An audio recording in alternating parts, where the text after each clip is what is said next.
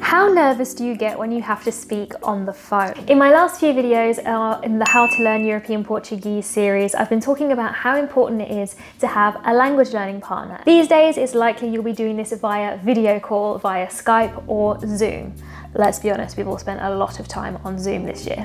So in this video, I am going to give you 15 survival phrases that you are going to need when you're doing these video calls to help you when the inevitable happens, when you can't hear, when you can't see, or when the screen just freezes. If you're excited to learn this today, you know what to do. Give me a like and make sure that you are subscribed to the channel so you get tips and tutorials like this every single week in your feed. If you click the bell to get notified, you will always know when I publish a new episode. So the phrases I'm going to give to you today are in the tu form, because I'm going to assume that you are already on friendly terms with your language learning partner. However, I will be doing a video in the future about how to have polite conversations over the phone. So maybe if you're booking an appointment or something. So if you want to hear that video soon, leave me a yes in the comments. So let's go for it. Number one is where you're going to be asking if the person can hear you. This is the most important thing and how basically 90% of video calls start. Can you hear me?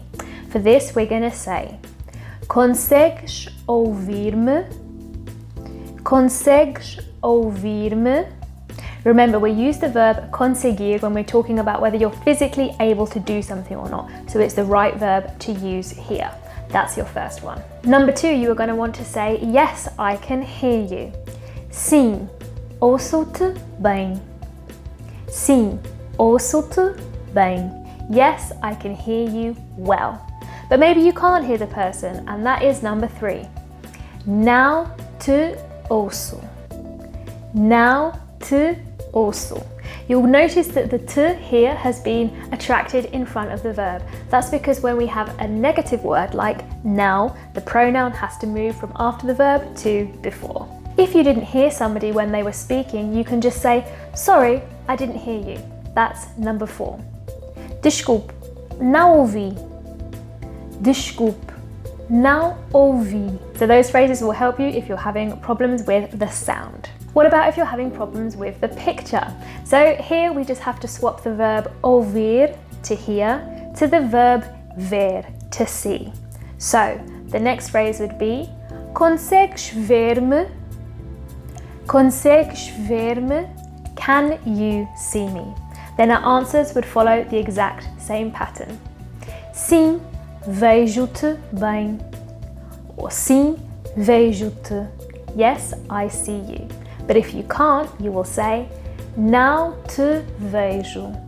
Não te vejo. Again, that te is going to come in front of the verb ver here. And you have to remember, ver is an irregular verb. So remember the first person singular, vejo, I see.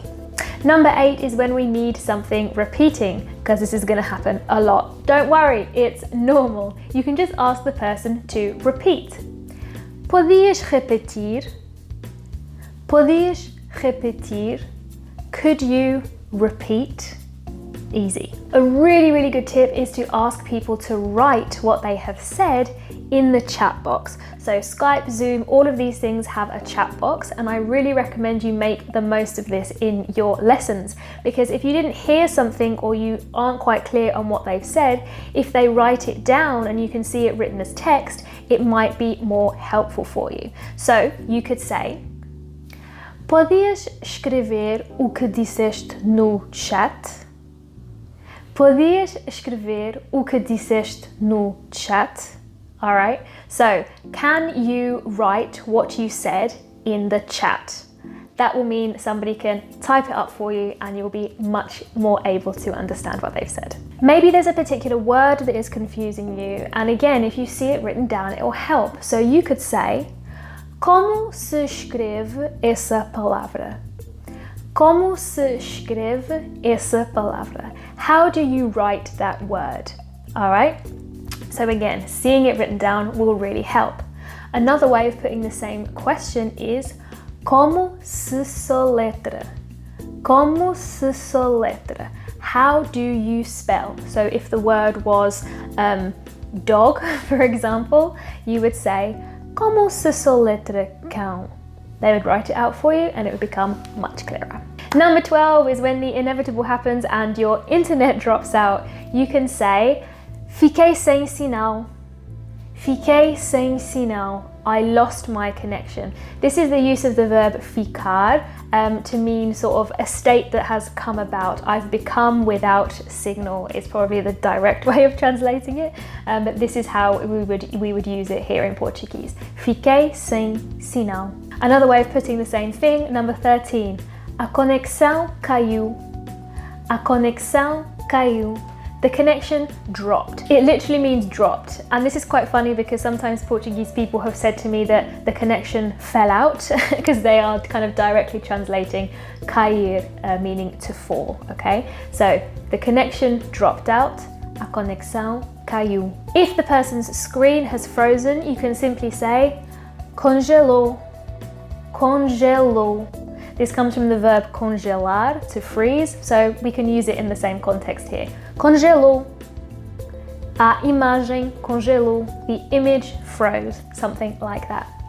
And last but not least, if all else fails and you just need to restart the call because the connection for some reason isn't working, you can say vou reiniciar a chamada. Vou reiniciar a chamada. I am going to restart the call, and hopefully that will fix any problems that you had. I hope those phrases are helpful and really help you have really good conversations with your language learning partners. Make sure you let me know how you get on in the comments, and if there are any other everyday situations in Portuguese that I can help you out with, I am here to help.